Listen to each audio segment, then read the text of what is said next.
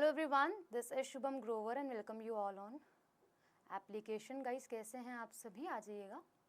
आज हम स्टार्ट करने वाले हैं अपना नया चैप्टर जिसका नाम है input and output devices. Okay, एक न्यू चैप्टर और स्टार्ट कर रहे हैं हम लोग इनपुट एंड आउटपुट डिवाइसेस। देखिए, हम इस चैप्टर को दो भागों में पढ़ेंगे, ठीक है? एक इनपुट में और एक आउटपुट में, एक इनपुट डिवाइसेस में एंड सेकेंडली आउटपुट डिवाइसेस में, ठीक है? अब यहाँ समझते हैं इनपुट और आउटपुट डिवाइसेस कौन से डिवाइसेस होते हैं। डिवाइस मतलब समझ रहे हो ना, उपकरण। डिवाइस मतलब हम समझ पा रहे हैं उपकरण बहुत अच्छे से।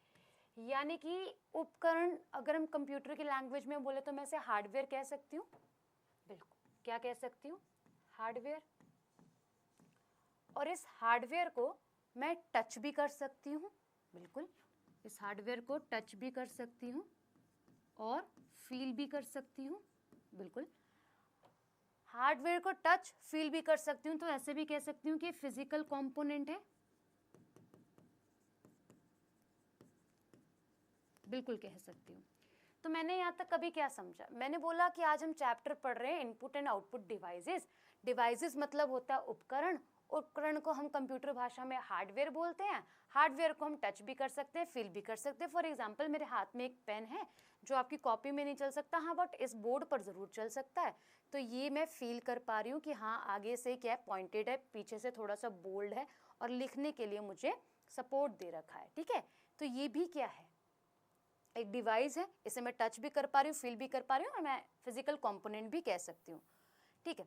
अब मुझे ये समझना है कि डिवाइस है कौन सा, ये इनपुट डिवाइस है या फिर आउटपुट डिवाइस है, ये जानते हैं। देखो, हमने पीछे क्लास में जब समझा था तो हमने जाना था कि हम इनपुट कंप्यूटर के अंदर देते हैं, ठीक है? उसके बाद वो क्या होता है भाई, वो प्रोसेस होता है। प्रोसेस होने के बाद हमें आउटपुट मिलता है, राइट? हमने यही जाना था। जब मैं आपको बता रही थी कि इनपुट डाला तो इनपुट कॉमन ऑब्जेक्ट से डालते हैं या फिर हम डिवाइसेस से डालते हैं, जैसे कि कीबोर्ड, मोस्ट कॉमन एग्जांपल, जैसे कि माउस, है ना? अब क्या मतलब, इससे मैं डेटा एंटर करवा रही हूँ, 2 + 7 11 + 1 100 + 100, है ना? तो एंटर करवा रही हूँ, कुछ इन करवा रही हूँ। जैसे कि मैं इससे लिख भी तो रही हूँ, है ना? इससे लिख रही हूँ ना, कंप्यूटर पे सामने आपको डेटा दिखाई दे रहा है जो मैं लिख रही हूँ। तो स्टाइलस, ठीक है, इसे बोला जाता है आपका स्टाइलस। और भी बहुत सारे आपके डिवाइसेस होते हैं, जैसे कि इस पे मैं टच करके लिख पा रही हूँ, तो touch screen. These are the examples. हाँ, इनसे कंप्यूटर में डेटा एंटर हो रहा है। अच्छा खासा एग्जाम्पल जिससे मैं लिख रही हूँ, इन कर रही हूँ ना डेटा। आउटपुट, आपकी स्क्रीन क्या कर रही है काम? अभी फिलहाल में आउटपुट का काम कर रही है, आपको रिजल्ट दे रही है। जो भी मैं पढ़ा रही हूँ, समझा रही हूँ, आपको दिखाई दे रहा है स्क्रीन पर, तो मॉनिटर की स्क्रीन है, ठीक है? प्रिंटर इसी का एग्जाम्पल है मैम। प्रिंटर पे मुझे रिजल्ट मिल रहा है, ठीक है? और प्लॉटर, स्पीकर, ये आपके आउटपुट डिवाइसेस के कुछ एग्जाम्पल्स हैं। यहाँ तक क्लियर हो गया होगा अभी तक कि हाँ, हमने कुछ एग्जाम्पल्स जाने, हमने कुछ एग्जाम्पल्स को देखा इनपुट डिवाइसेस के भी, आउटपुट डिवाइसेस के। जहाँ से आपसे एग्जामिनर क्वेश्चन पूछता है वो कौन सा टॉपिक है? वो है कीबोर्ड, ठीक है?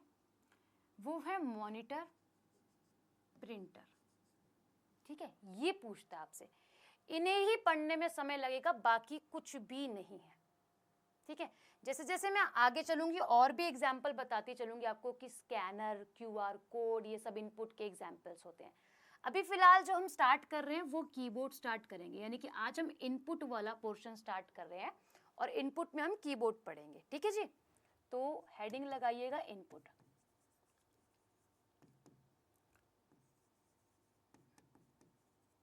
इनपुट डिवाइसेस, ये वे उपकरण होते हैं जिनकी मदद से हम कंप्यूटर में डेटा एंटर करवाते हैं। those devices, या फिर ऐसे लिख सकते हैं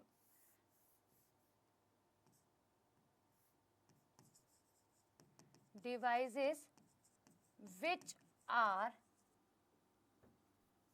which help to enter the data, या फिर ऐसे लिख देते हैं कि वह या फिर वे उपकरण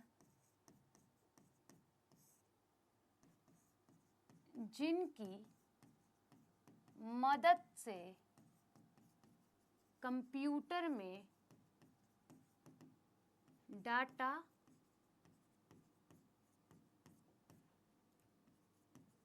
एंटर हो सकता है और होता है, वह डिवाइसेस इनपुट डिवाइसेस होते हैं। अब इन्हें हम क्या कर सकते हैं, इन्हें हम फील कर सकते हैं। यह उपकरण क्या हो सकते हैं, फील और टच दोनों हो सकते हैं। ये कैसे मैम, हार्डवेयर डिवाइसेस कहलाते हैं, है ना।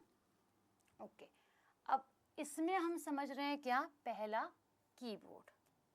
पहला क्या समझ रहे हैं मैम, कीबोर्ड।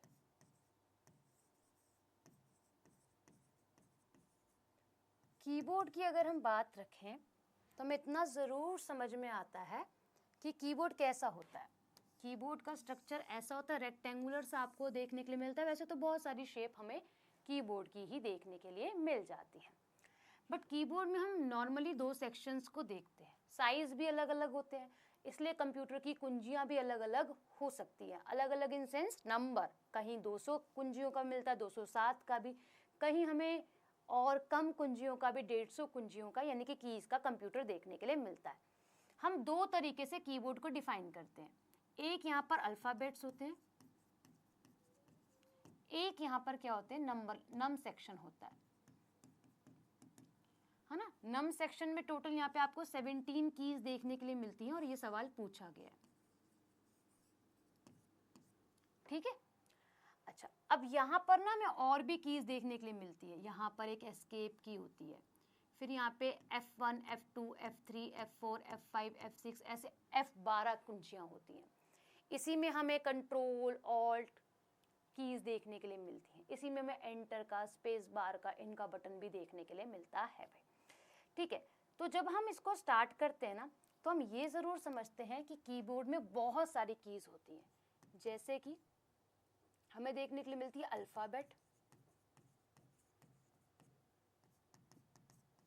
नम लॉक, नम सेक्शन, ठीक है। लॉक तो अलग ही एक की होती है, ठीक है। हमें देखने के लिए मिलती है फंक्शन की,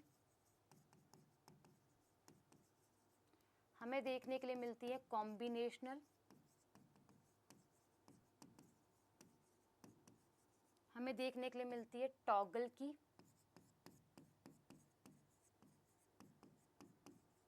ठीक है। हमें देखने के लिए मिलती है एरो की, ठीक है। इसी के साथ हमें देखने के लिए मिलती है कौन सी भाई की, विंडो की, ठीक है। बहुत सारी कीज हमें देखने के लिए मिलती हैं। साथ ही हमें स्पेशल सिंबल्स,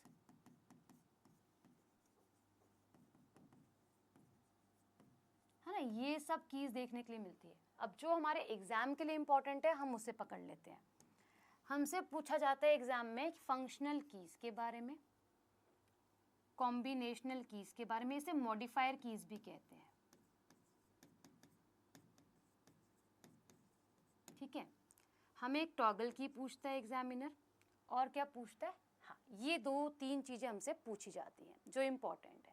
अल्फ़ाबेट के बारे में अल्फ़ाबेट ही पूछेगा भाई, क्या पूछ लेगा ज़्यादा से ज़्यादा, ABCD छोटी वाली, बड़ी वाली। कैप्स लॉक पूछ लेगा आपसे, क्या काम होता है कैप्स लॉक का, वो इसके अंदर कवर हो जाएगा टॉगल की में, ठीक है। चलें आगे, यहाँ तक होप आपको अच्छे से समझ में आया होगा। अच्छा, अभी बात करते हैं हम लोग, जो इम्पोर्टेंट है वो है functional keys. Functional keys, functional keys कितनी होती हैं? टोटल होती हैं 12, टोटल होती हैं 12 कुंजियाँ। 12 कुंजी में हम देखते हैं तो इनका नाम स्टार्ट होता है F1 यानी कि फंक्शन 1, ठीक है। ऐसे ही F2, F3, F4, जैसा नाम है वैसा ही काम है इनका, फंक्शन परफॉर्म करना, है ना। अब देखो जैसे आप क्या कर रहे हो, कोई भी काम कर रहे हो, कोई भी काम कर रहे हो तो आपको कैसी देखने के लिए मिलेगी, आपको मदद चाहिए होगी, है ना। क्या चाहिए होगी, कोई भी काम, नया काम है तो आप बोलोगे मैम मुझे हेल्प चाहिए, उसके बाद मैं सब कर लूँगा, हेल्प। तो फर्स्ट की जो होती है ना आपकी हेल्प के लिए ही होती है, हेल्प की। दूसरी की बात करें तो इसको हम लोग क्या बोलते हैं, इसको हम बोलते हैं रीनेम करने के लिए। किसी को आपको फाइल फोल्डर का नाम बदलना है ना, फाइल फोल्डर्स का नाम बदलना चाहते हो तो आप F2 का इस्तेमाल कर सकते हो। F3 का इस्तेमाल आप लोग कहाँ करते हो, F3 का इस्तेमाल आप सर्च करने के लिए, कुछ भी आपको ढूंढना हो, चाहे आपने रेज्यूमे बना के रखा है अपना और आपको अब मिल नहीं रहा, आपने लिखा रेज्यूमे और अपना नाम लिखा, जिस नाम से आपने सेव करा जहाँ तक आपको याद है, तो आप इसे ढूंढ सकते हो। F4 का इस्तेमाल आप सिंगल नहीं करते, आप ऑल्ट का इस्तेमाल करके करते हो, ठीक है। तो ये आप लोगों का क्या होता है, बेसिकली क्लोज करने के लिए विंडो को, है ना, क्लोजिंग ऑफ विंडो, विंडो को क्लोज करने के लिए हम इस्तेमाल में लेते हैं F4 की को, ठीक है। यहाँ तक होप आपको समझ में आया होगा। अच्छा, F5 हमें बड़ी पसंद थी छोटे में जब हम कंप्यूटर लैब में जाते थे, तो F5 का इस्तेमाल हम लोग रिफ्रेश करने के लिए करते हैं सिस्टम को। क्या मैम, रिफ्रेश, है ना, सिस्टम को एक बार तरोताज़ा करने के लिए हम इसका इस्तेमाल करते हैं। F6 का इस्तेमाल देखते हैं, F6 का इस्तेमाल हम कहाँ करते हैं, F7 का इस्तेमाल हम कहाँ करते हैं, F8 का इस्तेमाल हम कहाँ करते हैं, ठीक है।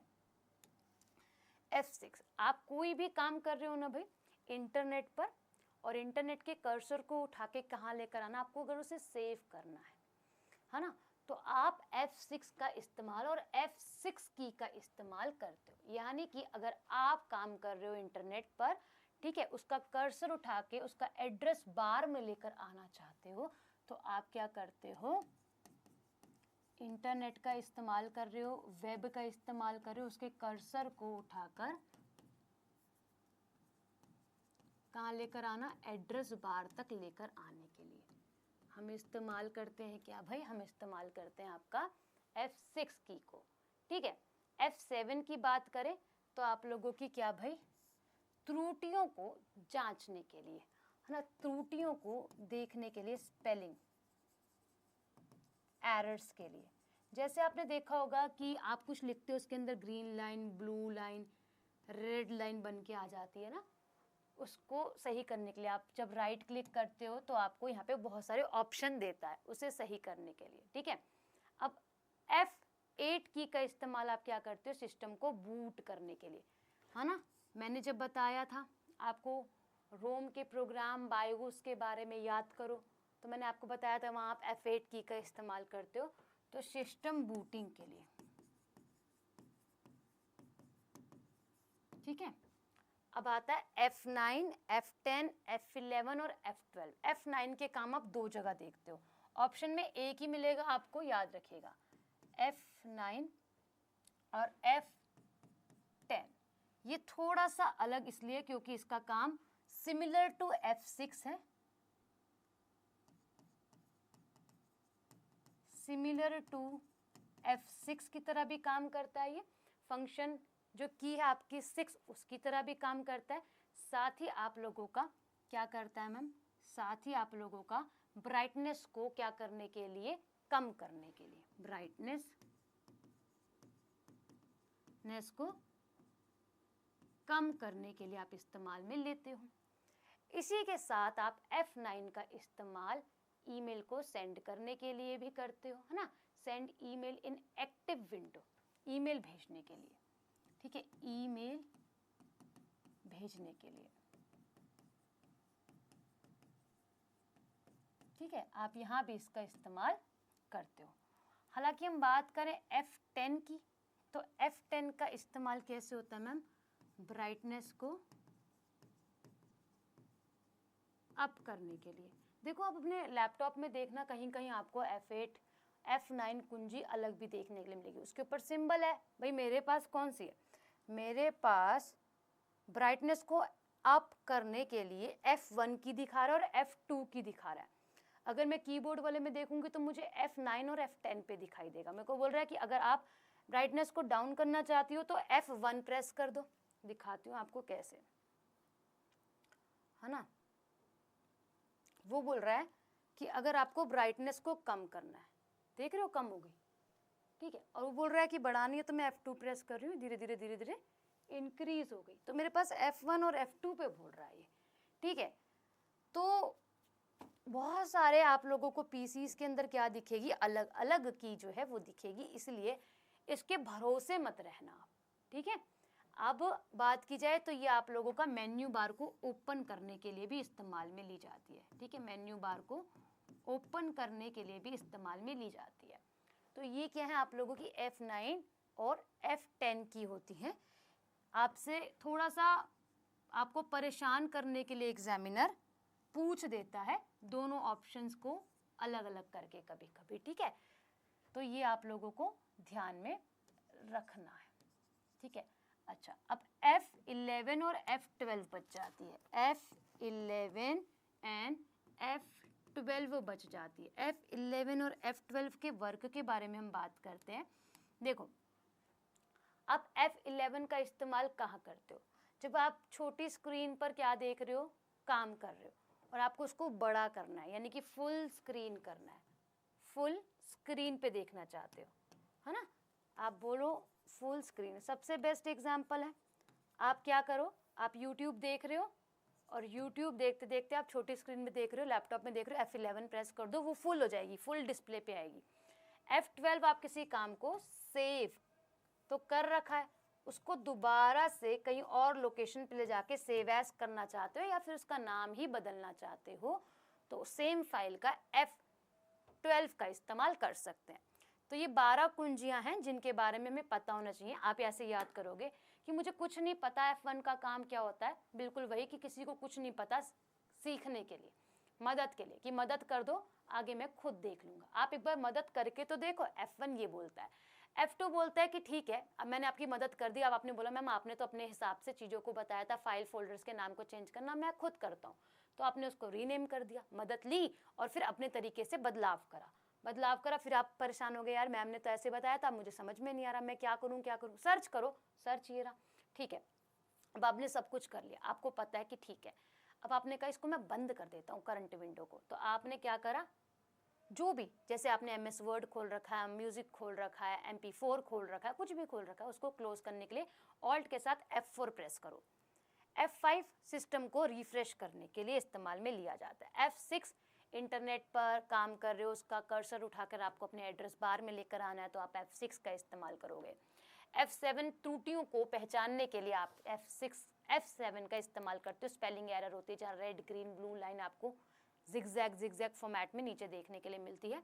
सिस्टम को बूट करने के लिए जब आप विंडो वगैरह इसमें इंस्टॉल करते हो, F9 बताया सिमिलर टू F6, ठीक है, ब्राइटनेस को कम करने के लिए भी और ईमेल भेजने के लिए भी। F10 मेन्यू बार को ओपन करने के लिए कि मेन्यू बार में क्या क्या चीज़ें अवेलेबल है, ठीक है।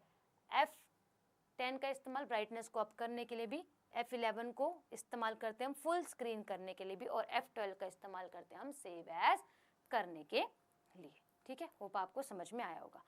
इसके बाद कौन कौन सी कीज होती है समझ लेते हैं। इसके बाद हमें देखने के लिए मिलती है होम की। होम की होती है ना, एक होम की होती है और एक एंड की होती है। एक होती है होम की और एक होती है एंड की। ये दोनों कहाँ काम में ली जाती है, ठीक है। कर्सर को इनिशियल लेवल पर लाने के लिए कैसे, आप ये डॉक्यूमेंट पे काम कर रहे हो, थोड़ा छोटा बनाते हैं, नीचे भी बनाना है क्योंकि, ठीक है। आपने यहाँ पे काम करा,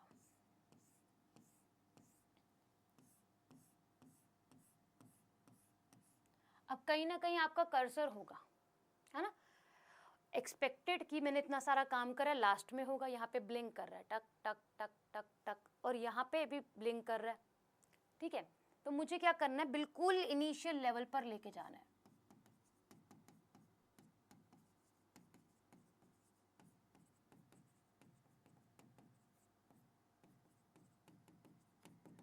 स्टार्टिंग पॉइंट पर मैं लेकर पहुंच गई, यानी कि मेरा कर्सर उठ के यहाँ पर आ गया और ये कंटिन्यू ब्लिंक करेगा अपनी ही पोजीशन पे, बिल्कुल इनिशियल लेवल पर ले आई, ठीक है।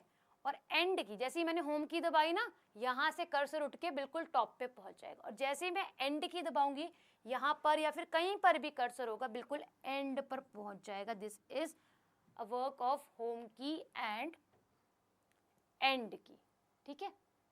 एक होती है आपके पास टैब की, है ना, क्या होती है, एक आपके पास होती है टैब की। टैब की का इस्तेमाल आप लोग कहाँ करते हो, टैब की का इस्तेमाल आप लोग करते हो पैराग्राफ को इंडेंट करने के लिए। फॉर एग्जाम्पल, मैंने क्या करा, मैंने एक क्वेश्चन दिया आपको, ठीक है, मैंने एक क्वेश्चन दिया, ये क्वेश्चन था, ठीक है, और यहाँ पे एक ईयर मेंशन कर दिया मैंने, ठीक है, और यहाँ पे ABCD मेंशन कर दिए। मैंने बोला ये सवाल है, ये इस ईयर में आया। आपने बोला मैम यहाँ पे तो बड़ा हौच पौच लग रहा है, आप इसको उठा के ना यहाँ कर दो। एक दिमागदार क्या करेगा, space bar space bar space bar space bar space bar space bar देता चलेगा, ठीक है।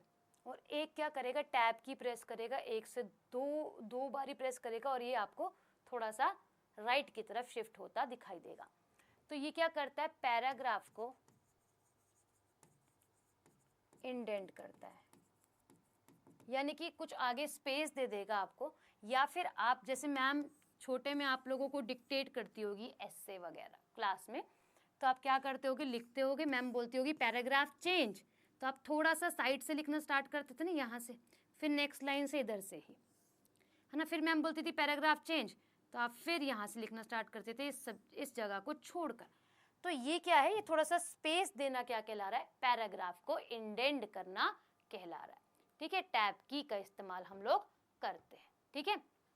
एक बार जब हम टैब प्रेस करते हैं ना, वो इक्विवेलेंट होता है 5 बार स्पेस बार को प्रेस करने के लिए। यानी कि जो मेरे पास कीबोर्ड है, इसके अंदर इतना बड़ा स्पेस बार की है, मैं 1 2 3 4 5 बार प्रेस करूँगी ना, तब जाके यहाँ पर आएगा, और मैं अगर एक बार ही टैब प्रेस कर दूंगी तो यहाँ पर आ जाएगा, ठीक है। ये है भाई किसका, टैब की का इस्तेमाल। क्लियर है आप सभी को, क्लियर।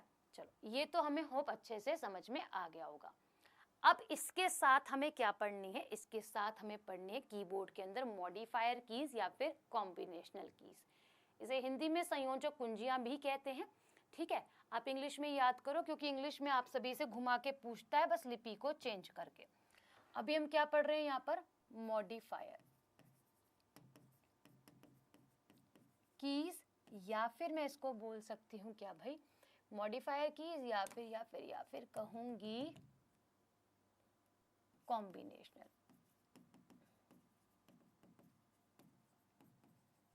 ठीक है। अब ये कौन सी कीज होती है, इनमें 2 से 3 कुंजियां जो है वे आ जाती हैं। कहने का मतलब क्या है, आपने ऑल्ट का नाम सुना होगा, शिफ्ट का नाम सुना होगा, कंट्रोल का नाम सुना होगा, बिल्कुल क्या है, यही है, ऑल्ट, कंट्रोल और शिफ्ट। अब आप बताओ, इन कुंजियों का अलग से काम दिखता है आपको कहीं भी? देखो, ये कीज हमें इस्तेमाल में देखने के लिए मिलती है शॉर्टकट्स में, जब हम क्या करते हैं, व्हेन वी परफॉर्म शॉर्टकट, जब हम इसका यूज करते हैं। यूज की बात करें, जब हम इसका इस्तेमाल कब करते हैं, जब हम शॉर्टकट को परफॉर्म करते हैं। ये कीज ऐसी हैं जो डिपेंड होती हैं दूसरी कीज पर, है ना। मुझे सिलेक्ट करना सारा, मैं कंट्रोल के साथ ए प्रेस करूँ, या तो ये मदद लेती हैं या फिर ये मदद करती हैं, ऐसे बोल सकते हो। या तो हेल्प क्या करती हैं, देती हैं, या फिर हेल्प लेती हैं ऑपरेशन को, टास्क को परफॉर्म करने के लिए। अकेले नहीं चलती हैं ये कीज। और सबसे पुरानी की और जिससे हमने शॉर्टकट बनाना शुरू करें वो ऑल्ट है, ठीक है। ऑल्ट के बाद ही हमने शिफ्ट से काम करना अपना शुरू करा है। इसको कहा जाता है अल्टरनेट की। पूछ लेता है आपसे अल्टरनेट की, ऑल्ट की को आप और किस नाम से जानते हो, तो अल्टरनेट की के नाम से आप इसको जानते हो भाई। अब शिफ्ट का इस्तेमाल हम कहाँ करते हैं मैम, स्पेशल सिंबल्स को लगाने के लिए, है ना। शिफ्ट की हम बात करें तो कहाँ, स्पेशल सिंबल्स को इंसर्ट करने के लिए, @, हैशटैग, क्वेश्चन मार्क, ठीक है, कॉमा, सेमीकोलन, ठीक है, डॉलर, ये साइन क्या है, स्पेशल सिंबल ही तो है, एंड का साइन हो गया। इन्हें लगाने के लिए हम शिफ्ट का इस्तेमाल करते हैं। कंट्रोल का इस्तेमाल हम कहाँ करते हैं मैम, कंट्रोल का इस्तेमाल जैसे कि कट, कॉपी, पेस्ट, बहुत सारी जगहों पर करा जाता है ना, बहुत सारी जगहों पर किया जाता है। अब ऑल्ट का, बेसिकली ऑल्ट का इस्तेमाल भी हम शॉर्टकट के लिए ही करते हैं, ये शॉर्टकट लिख सकते हो आप लोग, और यहाँ पर भी हम लोग शॉर्टकट का ही इस्तेमाल जो है वे करते हैं। किसका मैम, शॉर्टकट का इस्तेमाल ही करते हैं। अच्छा, ऑल्ट के साथ एक बात और ध्यान रखिएगा कि ये क्या कहलाएगी, ये भी शॉर्टकट लिख दिया, ये भी शॉर्टकट परफॉर्म करने के लिए, बहुत सारे ऑपरेशंस को परफॉर्म करने के लिए इस्तेमाल में ली जाती है। ये तो हो गई हमारी मॉडिफायर कीज। इसी के साथ आती है हमारी टॉगल की। कौन सी, टॉगल की। टॉगल की कौन कौन सी होती है मैम, जैसे कि नम लॉक, जैसे कि कैप्स लॉक, जैसे कि स्क्रॉल जो की होती है, ये सभी क्या है आपकी टॉगल कीज होती हैं। अब ये क्या करती हैं, ये ऐसी कीज होती हैं जो ऑन होने पर, अगर ऑन है तो ही फंक्शन को परफॉर्म करेगी,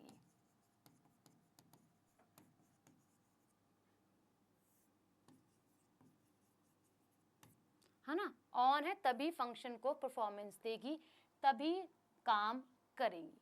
अगर ये ऑफ है तो ये कोई काम नहीं कर सकती, यानी कि ऑन करने पे तो अच्छे से काम करेगी, ऑन तो ऑफ मतलब ऑफ, ऑन तो ऑन और ऑफ तो ऑफ।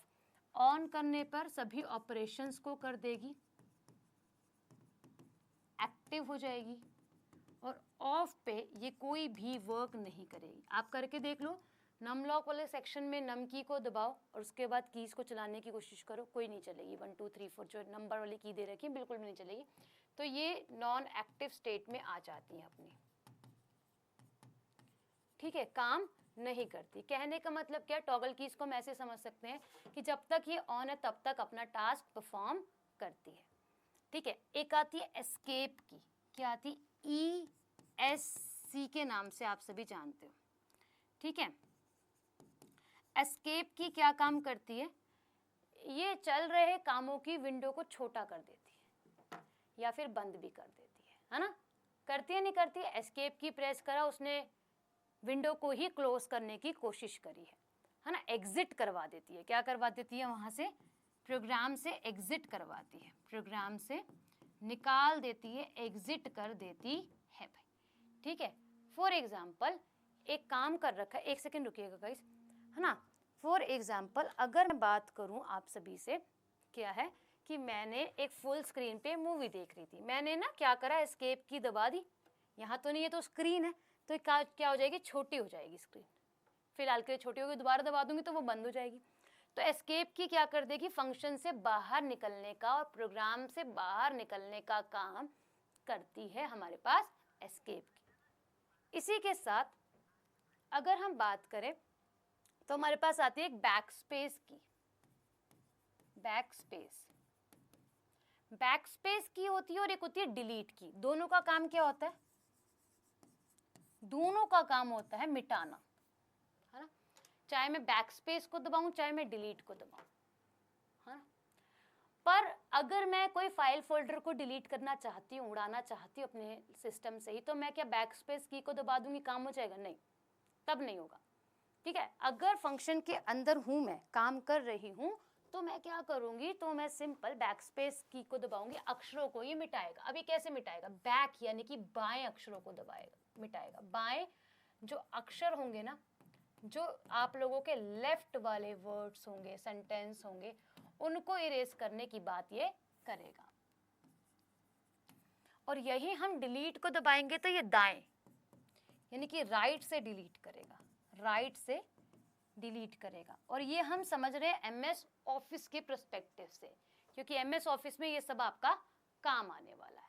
ठीक है, बी से बायां और डी से दायां, समझ रहे हो, मिटाने के ही काम में लिया जाता है। एक होती है एंटर की।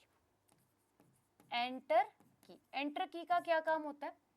एंटर की आपको नेक्स्ट लाइन में लाने के लिए एमएस ऑफिस, या तो आपने क्या कर दिया, प्रोग्राम को एग्जीक्यूट कर दिया, है ना, सारा प्रोग्राम कर दिया, रिजल्ट देखना चाहते हो तो एंटर की को प्रेस कर दोगे, या फिर आप नेक्स्ट लाइन में जाना चाहते हो इसलिए आप एंटर की का इस्तेमाल करते हो। क्या भाई मैम? नेक्स्ट लाइन में जाने के लिए, या फिर मैं क्या करूँगी, या फिर मैं इस्तेमाल करूँगी इसका प्रोग्राम को एग्जीक्यूट करने के लिए। ठीक है, यहाँ पे इस्तेमाल एंटर की का किया जाता है। पेज अप और एक पेज डाउन भी की होती है। कौन सी होती है मैम? पेज अप और पेज डाउन। ये सिंपल अप और डाउन जाने के लिए पेज में इस्तेमाल में ली जाती है। ठीक है, ये है हमारे पास कीबोर्ड पूरा का पूरा जो हमने यहाँ पर समझने की कोशिश करी है। फंक्शन की, मॉडिफायर कीज और टॉगल की मैंने आपको बहुत अच्छे से समझाने की कोशिश करी है, जो आपके लिए काफ़ी ज़्यादा इम्पॉर्टेंट होती है। विंडो की को दबाओगे ना तो विंडो की क्या करेगा, विंडो के फंक्शंस को शो करने लगेगा। ठीक है, एरो की अप डाउन लेफ्ट राइट जाने के लिए काम करेगा। ठीक है, नम सेक्शन को दबाओगे तो नम लॉक वाली कीज एक्टिव हो जाएंगी, अल्फ़ाबेट तो आप लोगों की एक्टिव रहती हैं। ठीक है, कैप्स लॉक इसी के अंदर ही बता दिया जो टॉगल की होती है। स्पेशल कीज आपको बता दी है, किसकी मदद से ली जाएंगी भाई, शिफ्ट की मदद से परफॉर्म करी जाएंगी, है ना, और भी बहुत सारी होती है। ठीक है जी, आगे चलें। अच्छा, अगला आपका ये कीबोर्ड कंप्लीट होता है। अभी आप देखोगे तो माउस आएगा आपके पास। क्या आएगा? माउस, है ना। माउस बिल्कुल माउस की तरह दिखता है, चूहे की तरह ही दिखता है ना, उसे बनाया ही ऐसे गया। अब तो वायरलेस भी आ जाता है। तो बेसिकली माउस इस तरीके का आपको देखने के लिए मिलता है। ठीक है, ये आप लोगों की राइट की होती है, राइट की तरह काम करता है। ये लेफ्ट की तरह काम करता है, ये आपका स्क्रॉल करवाता है ना। और ये इसकी टेल होती है, इसको हम लोग मूव कर सकते हैं भाई। ये क्या आपके पास माउस होता है। माउस आप लोगों के दो तरीके के होते हैं। ठीक है, एक होता है मैकेनिकल माउस और एक होता है आप लोगों का ऑप्टिकल माउस। माउस होते हैं आप लोगों के टू टाइप के, एक होता है आपका मैकेनिकल माउस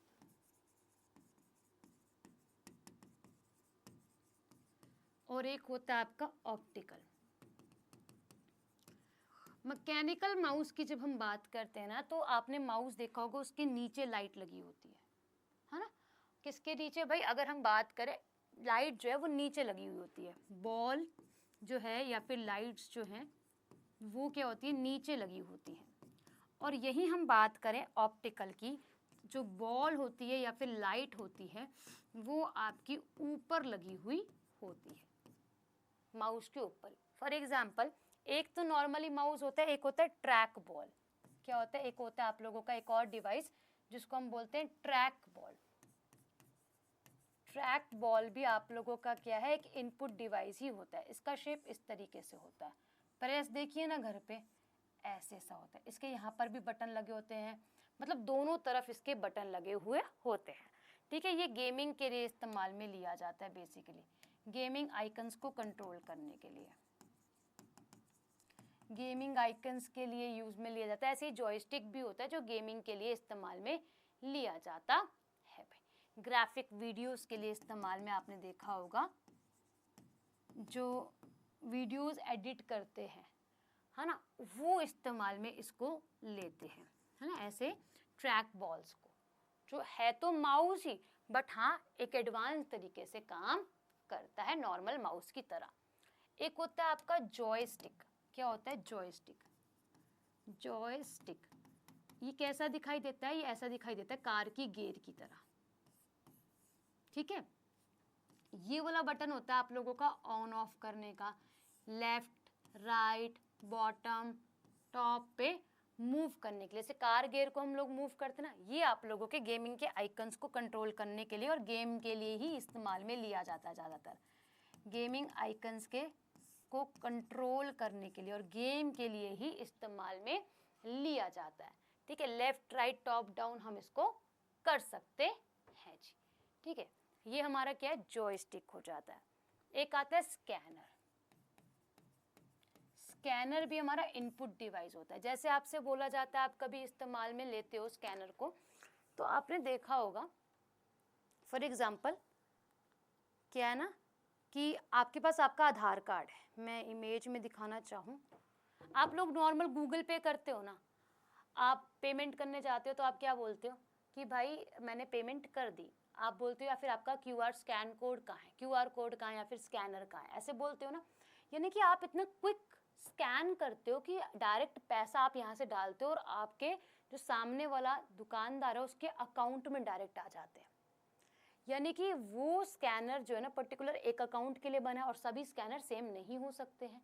जैसे आपके फिंगरप्रिंट सेम नहीं हो सकता है कहीं भी, आपने आधार कार्ड में लगाया था फिंगरप्रिंट, थंब फिंगर्स को लगाया था, ठीक है, उसमें आप देखते हो पीछे क्यूआर कोड वाला बन के आता है। आपके इवन पैन कार्ड के अंदर भी होता है, ठीक है। आपकी संपूर्ण जानकारी लेके रखता है। आधार कार्ड पे क्या लिखा होता है? आपका नाम, आपके पापा का नाम, आपका एड्रेस लिखा हुआ होता है और आपकी एज लिखी हुई होती है, नीचे आधार कार्ड नंबर लिखा होता है। बाकी उसके बाद संपूर्ण जानकारी जो है ना वो कंट्रोल करके रखता है कौन? QR code. ऐसे ही बैंक की पूरी जानकारी, खाली क्यूआर स्कैन नहीं, ये तो लगा के दुकानदार छोड़ जाते हैं भाई, अपनी दुकान पे लगा, दुकान बंद कर दिए, बाहर क्यूआर कोड लगा हुआ है, जिसको पैसा डालना है वो डाल दो, क्यों ऐसे छोड़ के जाते हैं, है ना। अगर इतना ही रिस्की होता तो वैसे अपना स्कैनर छोड़ के जाते कहीं भी और दे देते किसी को भी? नहीं, बैंक जैसी चीज़ों के बारे में तो कोई भी किसी को इन्फॉर्मेशन देता ही नहीं है ना। तो स्कैनर ना बहुत तरीके के आते हैं, बहुत सारे तरीके के आते हैं।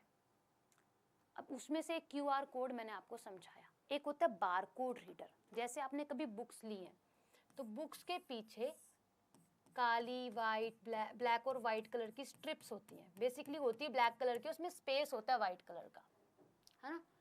तो वो क्या करती है? वो भी प्रोडक्ट की पूरी जानकारी लेके रखती है। फर्स्ट 2 जो लाइंस होती है वो आपकी कंट्री को इंडिकेट करती है, ठीक है। तो स्कैनर आप लोगों के बहुत सारे तरीके के होते हैं।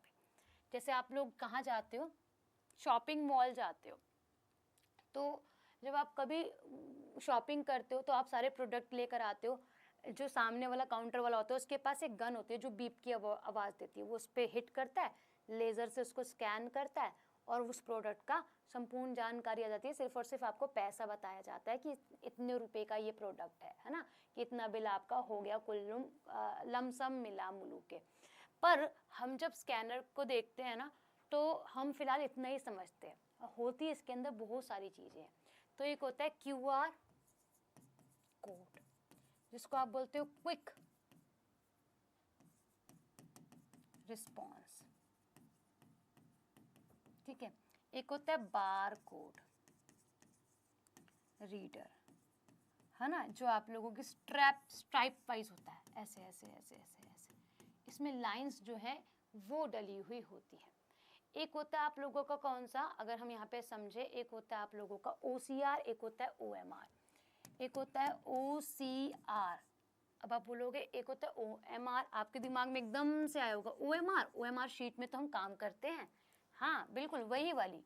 देखो आप क्या करते हो, 1 2 3 4 5 फॉर एग्जाम्पल 5 क्वेश्चन है इसमें, ABCD दे रखा है, ठीक है, गोले दे रखे हैं, एंड आपको यहाँ पर फिल करके आना होता है जब आप ऑफलाइन एग्जाम देते हैं, है ना। अब ये कैसे स्कैन करता है? फॉर एग्जाम्पल फर्स्ट वाले का ऑप्शन C बिल्कुल करेक्ट था, ठीक है, तो ये स्कैन करेगा, लाइट को पास करेगा, लाइट पास नहीं हो पाएगी C में से, तो वो बिल्कुल सही है। अब आप गलत कर दोगे आंसर तो वो क्या होगा, वो गलत ही हो जाएगा। तो इस तरीके से इसको जांचा जाता है ना। जब आप भर के आते हो शीट्स को अब इसके आंसर तो कुछ भी हो सकते हैं क्योंकि क्वेश्चन तो है नहीं यहाँ पर। आप फिल करके आ गए हो शीट में, इसमें लाइट वगैरह पास करवाई जाती है। OMR कहते हैं इसको, ऑप्टिकल मार्क रीडर और रिकॉग्नाइजेशन कहा जाता है। ये होता है ऑप्टिकल कोड, काम दोनों का एक बराबर होता है। ऑप्टिकल कोड, रीडर और रिकॉग्नाइजेशन। बट क्या होता है जब आप शीट को फिल करते हो OMR, तो उससे पहले आपको आपका नेम भरने के लिए बोलता है, रोल नंबर डालने के लिए बोलता है, एड्रेस आपका मतलब जहाँ सेंटर आया वो डालने के लिए बोलता है। तो वो कोड यानी कि अल्फ़ाबेट को रीड करने के लिए और ये मार्क्स को रीड करने के लिए बनाई गई आपकी मशीन है भाई। ठीक है, तो ये आपको ध्यान में रखनी है। एक होता है MICR। MICR कभी आपने चेक देखा होगा, चेक देखा? आपके पास सबके पास अपने अकाउंट्स होंगे, चेक बुक में देखना एक राइट कॉर्नर पे एक नंबर लिखा होता है आप लोगों का, चेक का नंबर भी आप उसे कह सकते हो। चेक का नंबर तो नहीं बोलेंगे, वो होता है एक स्पेशल इंक से लिखा हुआ, उसे रीड किया जाता है मैग्नेटिक इंक करेक्टर रिकॉग्नाइजेशन द्वारा। ठीक है, तो ये आप लोगों की एक विशिष्ट संख्या को रीड करता है ना, एक विशिष्ट संख्या को क्या करता है, रीड जो है वह करता है। चेक DD पर आप लोग इसे देखते हो, डिमांड ड्राफ्ट पे आप इसको देखते हो, एक यूनिक ID लिखी हुई होती है, इसको रीड किया जाता है मैग्नेटिक इंक करेक्टर रीडर से और रिकॉग्नाइजेशन से। ठीक है, मैग्नेटिक इंक करेक्टर रीडर और रिकॉग्नाइजेशन से।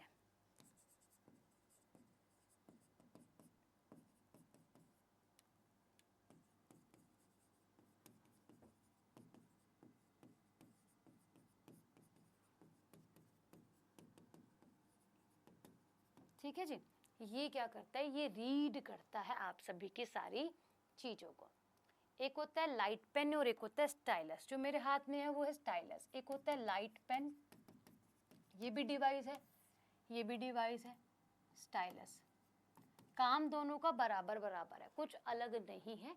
लाइट पेन इनपुट डिवाइस है, डेटा एंटर करवाता है, स्पेशल स्क्रीन पर चलता है, और डिजिटल बोर्ड भी इसी तरीके से क्या है, आप लोगों का इनपुट डिवाइस है, स्पेशल स्क्रीन पर चलता है। आप इस पेन से चला लो कहीं भी, ठीक है।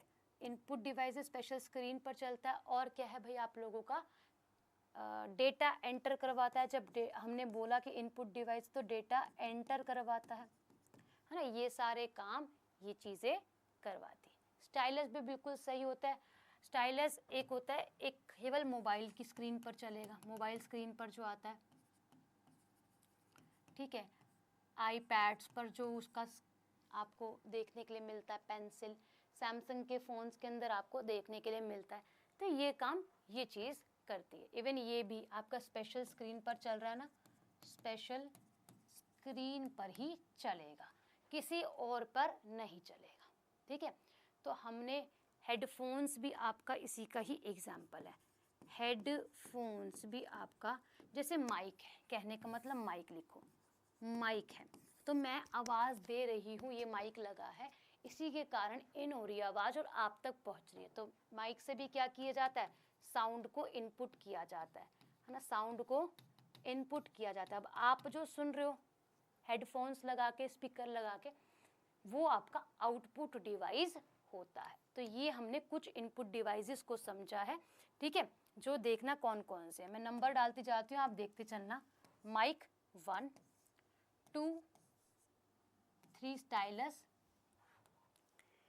चौथा आप लोग का MICR, पांचवा OMR, छठा OCR, सातवां आप लोगों का बारकोड रीडर और आठवां आपका QR कोड। ठीक है, नौवां आपका जॉयस्टिक, 10वां आपका ट्रैक बॉल, ठीक, 11वां आपका माउस। माउस में भी हमने डिफरेंस देखा, ठीक है, 11वां, और हमने 12वां यानी कि कीबोर्ड पढ़ा है पूरा। तो हमने 12 डिवाइस के बारे में आज यहाँ पर बात रखी है।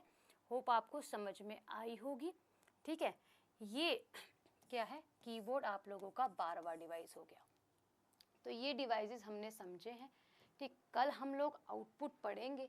ठीक है, कल हम लोग क्या पढ़ेंगे भाई, कल की क्लास जो होगी वो पूर्ण तरीके से आउटपुट पर बेस्ड होएगी आप लोगों की। और कल हम लोग आउटपुट डिवाइसेस पे मॉनिटर को कंप्लीट करने की कोशिश करेंगे, मॉनिटर और प्रिंटर।